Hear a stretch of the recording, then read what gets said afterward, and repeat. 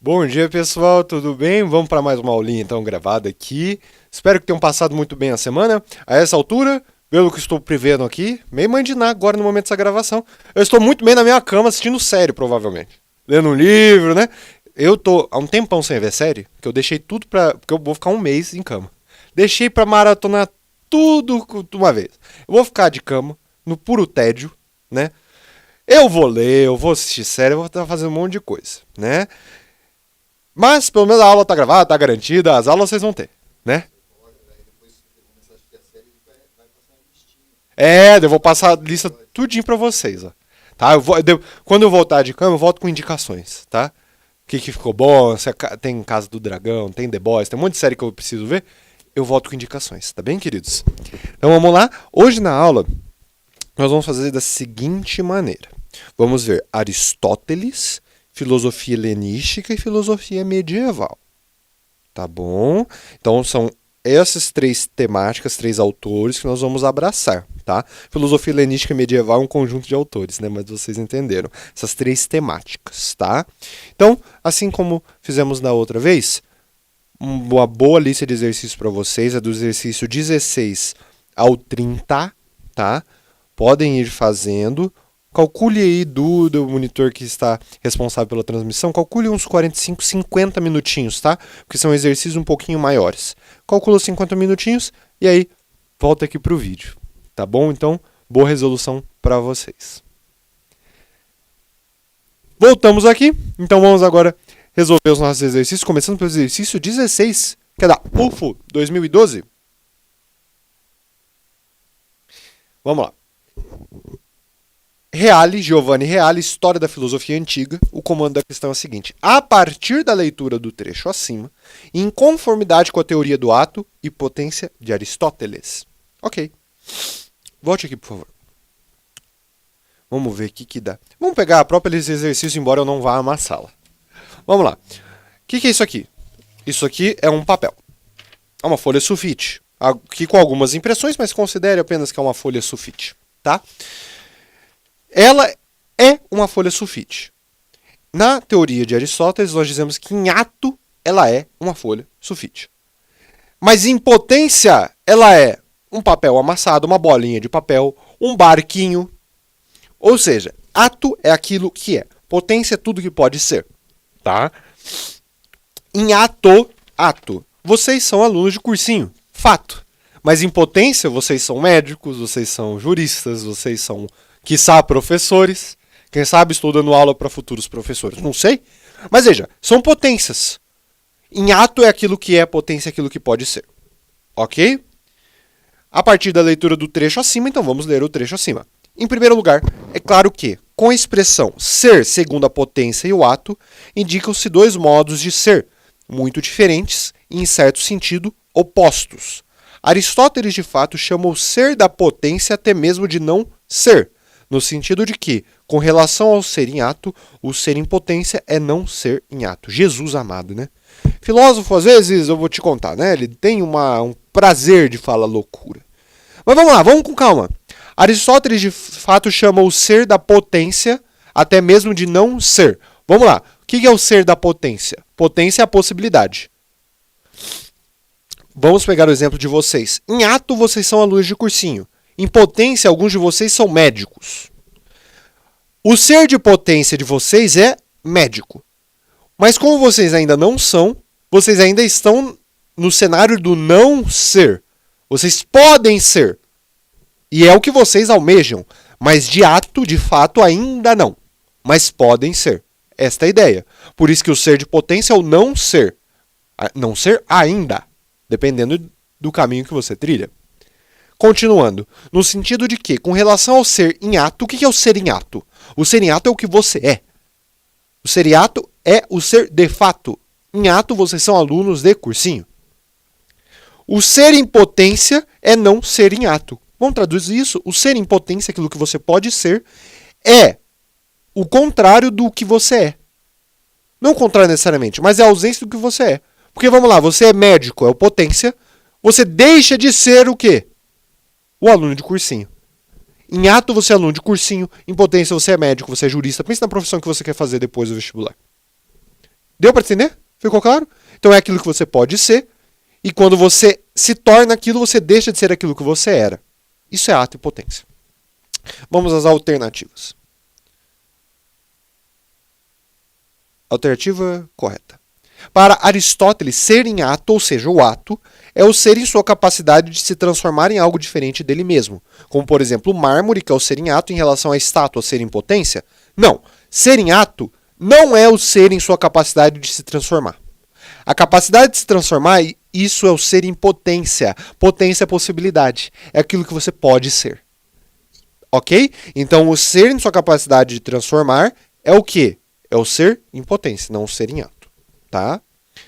Segundo Aristóteles, a teoria do ato e potência explica o movimento percebido no mundo sensível. Tudo que possui matéria possui potencialidade, capacidade de assumir ou receber uma forma diferente de si, que tende a se atualizar, assumindo ou recebendo aquela forma.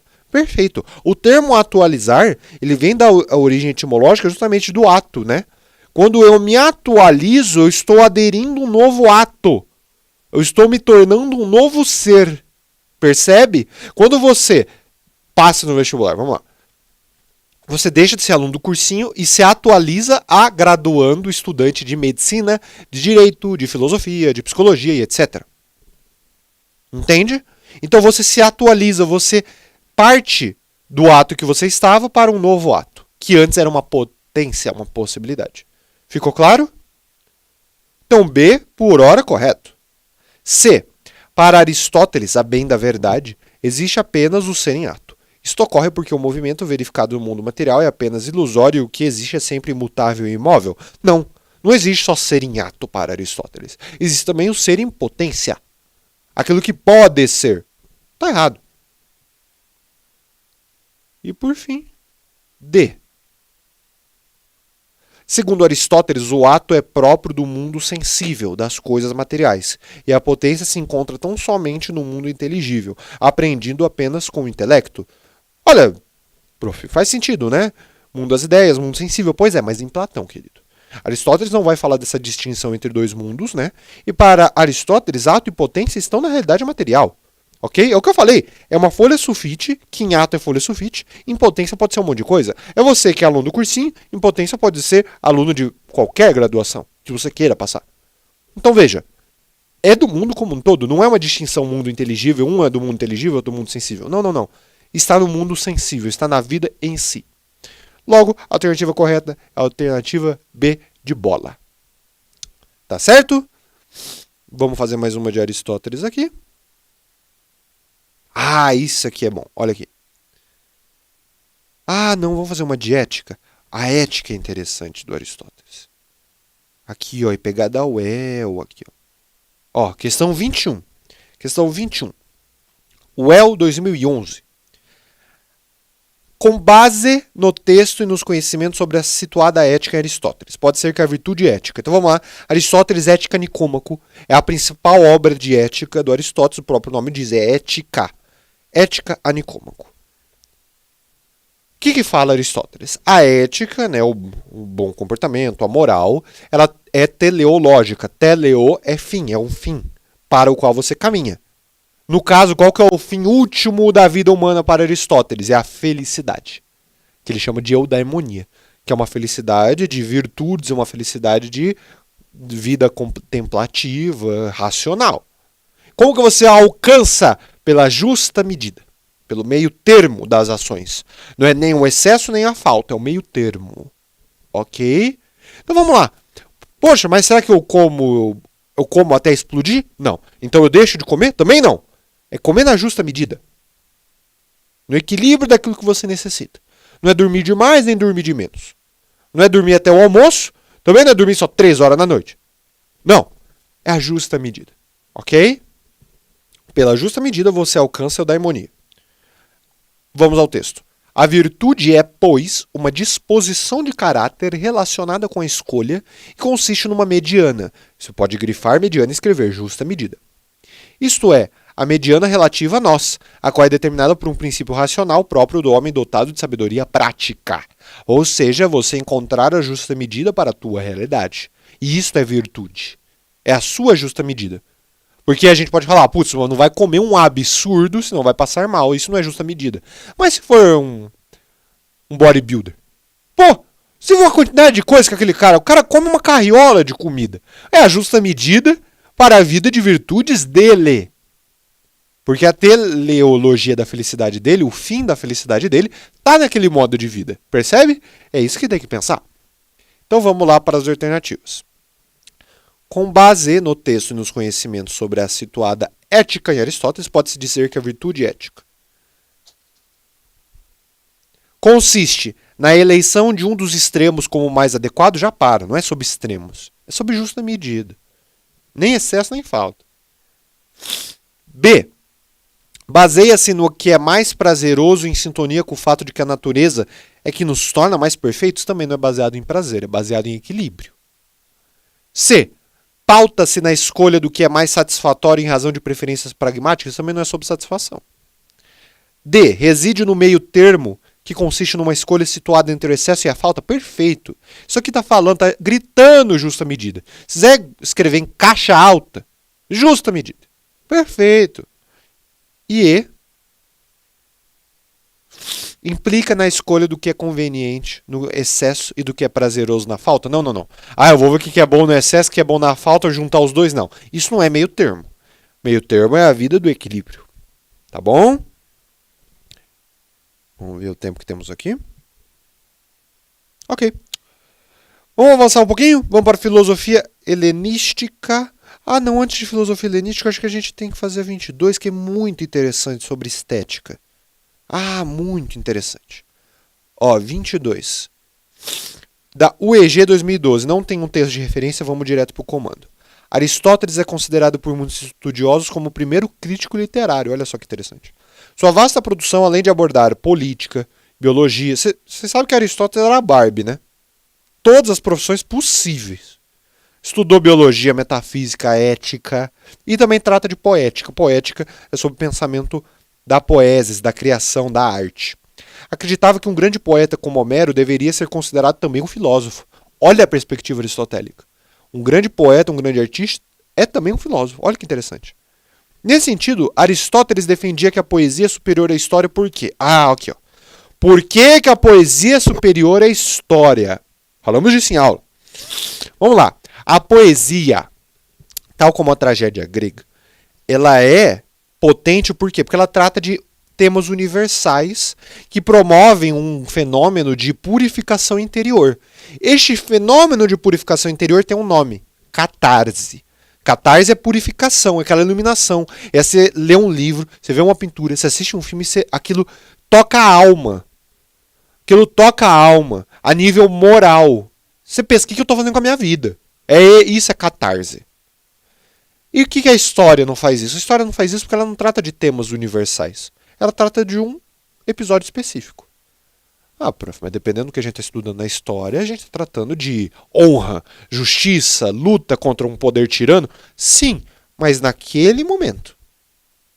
Poesia, tragédia, trata disso num âmbito universal. Então vamos lá? Vamos ver o que as alternativas falam. Por que a poesia é superior à história? A. A beleza formal dos versos poéticos não poderia ser igualada ao texto informativo dos historiadores? Tá falando que não pode ser igualado, então o texto informativo dos historiadores é melhor? Mas o comando da questão fala que a poesia é superior à história. Tá uma contradição. Percebe a contradição? O comando da questão fala que a poesia é superior à história. A alternativa está falando que a forma de escrever da história é superior à poesia? Tem uma contradição aqui. A está errada. B. A poesia lida com conceitos universais, enquanto a narrativa histórica precisa focar em um tema específico. Ó, que beleza. É isso. A história ela tem uma especificidade. E não é por isso que ela é ruim. Mas para Aristóteles, a poesia ela é universal. Ela toca em temas universais. C. A poesia poderia ser transformada em peça dramática, enquanto o texto da história só poderia ser lido. Temas, histórias, né, momentos da história podem ser transformados em peças históricas. Não é isso que faz com que a história seja inferior. E D. O número de leitores de poesia era muito superior ao de leitores. Não tem nada a ver com quantas pessoas seguiam o negócio. Esse pensamento contemporâneo, vou te contar, né? Ah, não, poeta tinha mais curtida. Gente, pelo amor de Deus, né? Tem nada a ver. Então é B. B de bola, pelo amor de Deus. Essa alternativa aqui vou te contar.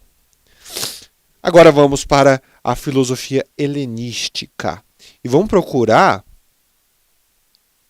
uma questão aqui do estoicismo. Aqui, ó, questão 26. Por quê? Porque o estoicismo... Ó, filosofia helenística... Aristóteles, eu não falei isso, né? Aristóteles só cai. Enem gosta, o El tá lá, tá? O El sustenta Aristóteles. Atenção para Aristóteles. Federal não, mas lembra que federal é um caso à parte, né? Texto específico e tudo mais. E filosofia helenística, Enem, com exceção do estoicismo. Sêneca e Epicteto, que são dois autores estoicos, caem na UEL. Tá? Estão há uns 2, 3 anos aí que voltaram para os autores de referência, tá bom? Vamos lá. Idel Becker, Pequena História da Civilização Ocidental. Quanto ao estoicismo, mencionado no texto, uma das escolas filosóficas mais importantes, em se tratando da filosofia helenística, é correto afirmar que... Então vamos ler o texto, que ele é importantíssimo. A respeito da civilização helenística, que é desse período, né, helenístico, lembra que é o seguinte, você tem a história grega, né, e depois de Aristóteles você tem todo o reinado de Alexandre o Grande. Esse período do reinado dele é o período helenístico. Nesse período produziu-se arte, é a chamada arte helenística, e produziu-se filosofia, que é a chamada filosofia helenística, tá? Que era uma amálgama, uma junção entre princípios ocidentais e orientais, tá? A respeito dessa civilização escreveu o erudito Paul Petit. Não se poderá negar a originalidade da civilização helenística. Basta comparar a Acrópole de Pérgamo à de Atenas, a história de Políbio à de Tucídides, o estoicismo ao platonismo. Ou seja, o que ele está falando aqui? A filosofia helenística ela é original se comparada ao que veio antes, porque ela é diferente, ela muda. Ela, claro, ela bebe da fonte platônica, ela bebe da fonte aristotélica, mas ela não se resume a ela. Por quê? Porque além de trabalhar Sócrates, Platão, Aristóteles, também traz princípios orientais. Porque Alexandre o Grande veio varrendo tudo, né?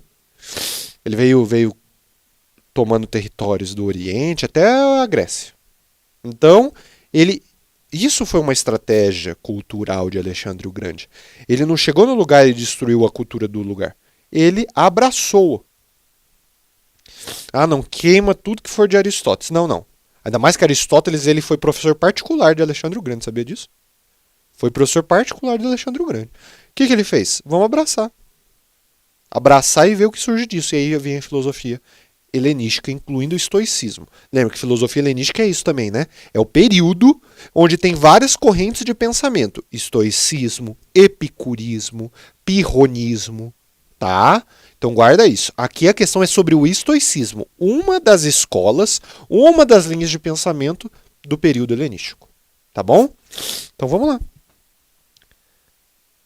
Tratando-se da filosofia helenística, é correto afirmar que o estoicismo, ele considerava que a felicidade do homem consistia no prazer, mas distinguia entre os falsos. Quem fala do prazer e dos bons prazeres é o epicurismo. Anota isso, é o epicurismo.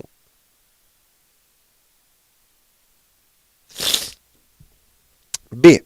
Julgava que as coisas do mundo físico, que se percebem pelos sentidos, nada mais são do que cópias das ideias, modelos perfeitos e eternos que só podem ser percebidos pelo espírito. Isso é Platão. Tá? Isso não é estoicismo, isso aqui é Platão. Puxa ali B, Platão. C. Considerava que o mundo material existia objetivamente e a natureza não dependia de ideia alguma. Assim, as formas não se situavam no mundo exterior, mais elevado e acima dos fenômenos, mas existiam nas próprias coisas. Você talvez possa não se recordar de ninguém que fala isso, mas será que foi o estoicismo? Vamos deixar aberto. Que a gente está se perguntando aqui o que fala o estoicismo. É a essência dele. D. Propunha que o segredo da felicidade residia não na procura sôfrega, né, sofrível do prazer, mas no perfeito equilíbrio do espírito, que permite aceitar com a mesma serenidade a sorte ou a desgraça, a riqueza ou a pobreza, o prazer ou a dor. Sim, marca com vontade. Por quê? O que o estoicismo fala? O estoicismo tem um pensamento estoico. Eu não vou saber reproduzir aqui ipsis literis, mas ele fala sobre a morte. Né? Tem até um livro chamado Sobre a Brevidade da Vida, que ele fala o seguinte: por que se preocupar com a morte? Se enquanto você está vivo, ela não está aqui, e quando ela estiver, você já não estará. Olha isso. E é uma frase, olha, fico arrepiado com o quão lírico e exato é uma frase dessa. Porque ela está falando o seguinte: a morte é um fato, mas você vive todo dia, você morre em um só. E você não controla se ela vem. Então por que se preocupar? A ética e a moral estoica, ela está no seguinte: você deve se preocupar e ocupar a sua cabeça com aquilo que está no seu controle. Eu já falei para vocês na aula de estoicismo. O que você pode fazer pro vestibular? É estudar. Você vai ficar, nossa, mas o que será que vai cair? Eu vou tentar calcular Sabe isso que até o professor faz? Tentar prever o que vai cair? Só que no final das contas o professor ele não controla o que cai na prova. Você não deve se preocupar com o tema da prova. Não. Você tem que se preocupar com aquilo que você pode estudar para se preparar para esse tema, porque está dentro do seu controle. Quem vai fazer a prova, quem tem que se preocupar com o tema da prova, quem vai fazer? É a banca. Ai, mas olha, será que vai chover hoje? Se chover, meu dia acabou. Então ferrou, né? Porque até onde a gente sabe, você não controla o tempo. O que você pode fazer? Leva um guarda-chuva, é o que está dentro do seu controle. Então, a essência do estoicismo é fazer aquilo que está dentro do seu controle de ação, que é o chamado dever. Dever é aquilo que você deve fazer, porque é aquilo que você pode fazer. Fora disso, é só preocupação. Tá? E o estoicismo duvidava de tudo e negava que o homem pudesse alcançar a verdade. Sendo assim, o homem deveria desistir das infrutíferas cogitações sobre a verdade absoluta e deixar de preocupar-se, meditando sobre o bem e o mal. Só a renúncia a toda e qualquer certeza pode trazer a felicidade? Não. Isso é outra corrente filosófica. Renúncia a qualquer verdade. Um relativismo, por exemplo. Tá?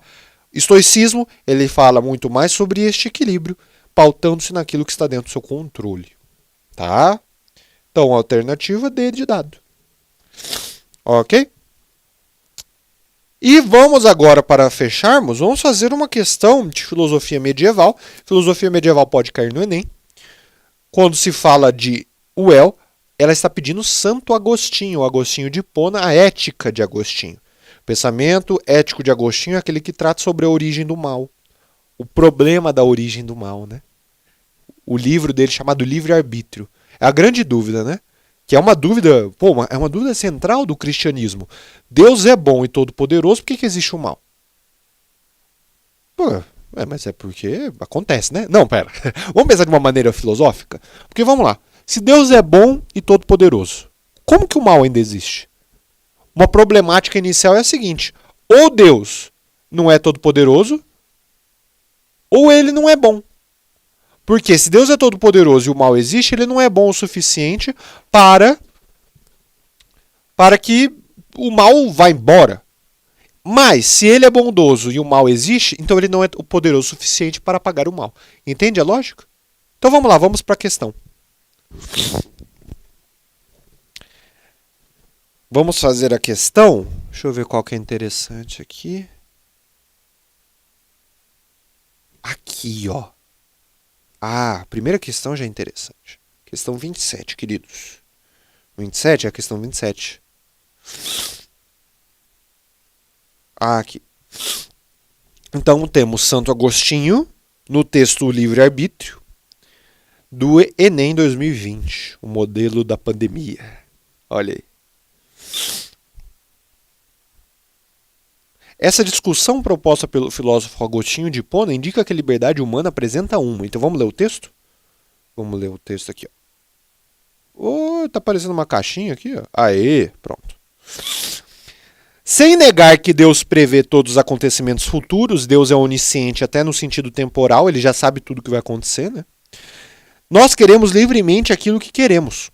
Porque se o objeto da presciência divina é a nossa vontade, é essa mesma vontade assim prevista que se realizará. Então veja só, o objeto da presciência divina, presciência, pré-consciência, o fato de Deus já saber previamente. Haverá, pois, um ato de vontade livre, já que Deus vê esse ato livre com antecedência. Olha que interessante. Essa é uma outra questão.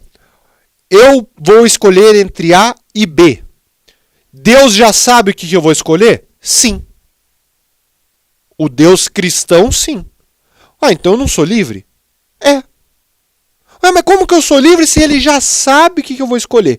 Se hoje à tarde, poxa, ó, Brenda, vamos lá, sábado, vamos pegar sábado. Sábado eu vou escolher entre ir ao parque ou ir ao cinema. Deus já sabe o que eu vou escolher? Sim, ele sabe o que você vai escolher. Mas então eu não sou livre, eu estou condicionado ao saber dele? Não, não, não. Veja, Deus, ele sabe, não que ele interfira na tua escolha. Pensa o seguinte, não sei se vocês perceberam pelas minúcias dos bastidores, o Luiz está aqui comigo. Tá? O Luiz está atrás da câmera aqui comigo. Tá? Pensa o seguinte, se o Luiz decidir entre ficar sentado ali e permanecer comigo ou levantar, vou tomar um café. E eu vejo ele fazendo isso, eu estou interferindo no que ele está fazendo? Não. Ele é livre ainda para escolher fazer isso. Mas eu sei o que ele está fazendo. Com Deus é a mesma coisa. Deus, ele está testemunhando a tua livre escolha. Acontece que para Deus não existe passado, presente e futuro. Deus está no futuro tal como está no presente. Deus, por ser onisciente, saber tudo, de todo momento, ele vive num eterno presente. Ele testemunha a escolha que para você ainda é futura, como eu testemunho a escolha do Luiz no presente. Tal como eu sei a escolha do Luiz à medida que ele faz essa escolha, Deus, ele sabe a escolha que você irá fazer. Porque ele está condicionando a sua escolha? Não, porque ele está testemunhando ela como se ela estivesse acontecendo no presente. Porque para Deus não tem passado, presente e futuro. Então o fato de Deus já saber qual é a sua escolha futura não elimina a tua liberdade em fazê-la. Entendeu? Então vamos lá. Questão 27. Essa discussão proposta pelo filósofo Agostinho. Aqui. Indica que a liberdade humana apresenta as alternativas. Aqui embaixo, ó. Ela apresenta uma natureza condicionada? Ela apresenta competência absoluta? A liberdade humana apresenta aplicação subsidiária? Ou seja, ela tem uma aplicação, né, além daquilo que é exposto? Ela tem uma utilização facultativa? Ou ela tem uma autonomia irrestrita? Vamos lá. Primeiro, de acordo com o texto, essa discussão do Agostinho, a liberdade humana, ela está condicionada a alguma natureza?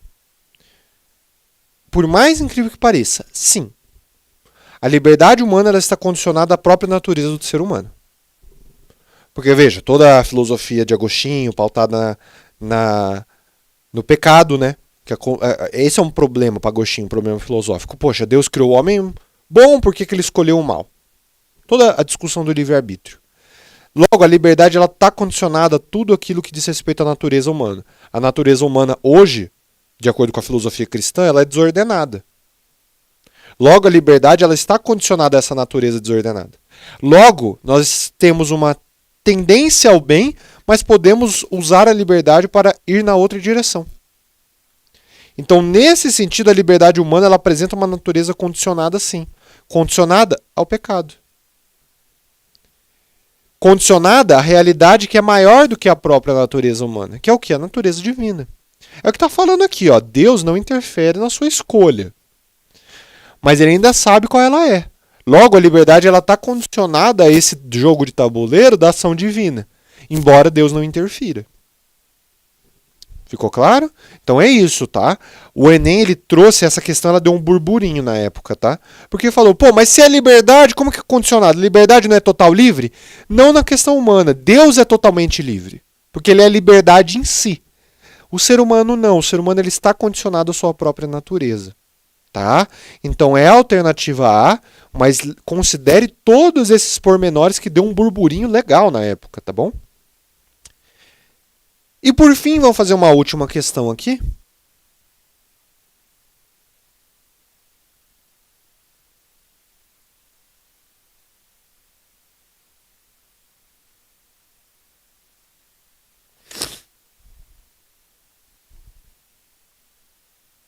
Aqui, ó.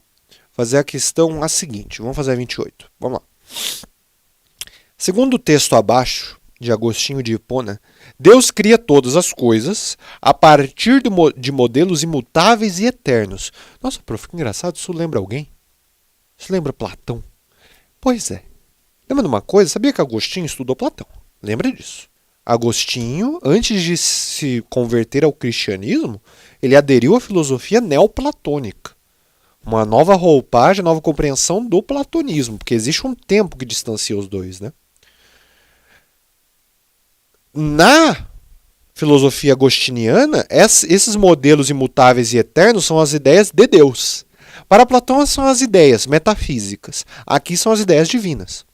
Essas ideias ou razões seminais, como também são chamadas, não existem em um mundo à parte, independente de Deus, mas residem na própria mente do Criador. A mesma sabedoria divina, por quem foram criadas todas as coisas, conhecia aquelas primeiras divinas, imutáveis e eternas, razões de todas as coisas antes de serem criadas. Sobre o Gênesis capítulo 5, que é outro livro de Agostinho. Considerando as informações acima, é correto afirmar que se pode perceber. Então, o que Agostinho está falando? O mundo é uma criação de Deus. E ele foi criado baseado em modelos de Deus. Que modelos são esses? As ideias perfeitas. Tem um termo que eu já falei para vocês. É engraçado que a gente percebe que é como se Agostinho tivesse batizado Platão. É como se ele tivesse se baseado na filosofia platônica e convertido as ideias para o cristianismo. Entende? Então você pega toda aquela concepção das ideias que são moldes para a realidade do Platão e você coloca um autor para elas, que agora é Deus. Isso é Agostinho. Tá bom?